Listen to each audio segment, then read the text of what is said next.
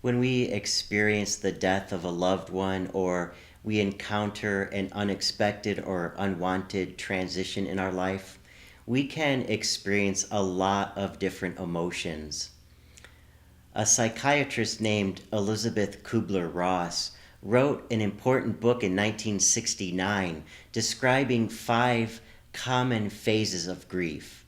And she described those 5 phases as denial, anger, bargaining, depression, and acceptance. One of those things that sometimes might make us feel uncomfortable is anger. But actually, anger is a normal and natural reaction to loss. Anger is a really strong feeling. So sometimes it gets our attention and it covers up other feelings that we might be experiencing. Sometimes it's harder to process anger because sadness is maybe a more acceptable response to grief. People don't know what to do with anger, and it can make us feel uncomfortable, which leads us to the question like, is it okay to be angry? And the answer is yes. The first step in responding to anger is to just know that it's okay. It's okay to feel how we feel. People express anger and frustration all the time, and sometimes it's just so, it makes so much sense to be angry at someone who was a participant in the cause of our loved one's death, or to be angry at a disease, to be angry that there's not a cure. Sometimes we even internalize the anger. We might get angry at ourselves thinking, I should have done something, even while at the same time we have no idea what we could have done.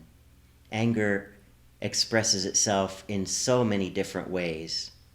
Sometimes we can even be angry at the loved one who died, thinking, why did you leave me?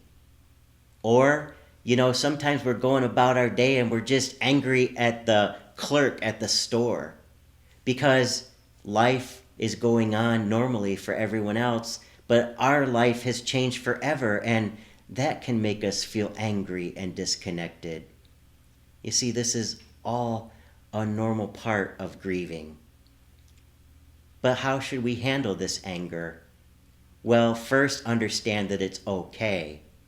And then maybe find some outlets for our anger. A good source of processing anger would be exercise, or sometimes it's advocacy to try to make things better for other people. Those can be great ways for us to respond to our anger. Sometimes we just have to feel our anger, let it run its course, so that we can move on to some of the other feelings that are underneath the anger. It's just important to remember that everybody experiences their own path to grieving, and we can't rush things. We have to feel the feelings and move through them. Once we feel our anger, once we give space for it, it'll probably fade away and it'll give room for other emotions to emerge, and we can move forward on our grieving process. We can trust that process and we can move through it, and it'll take us to a different place than where we are today.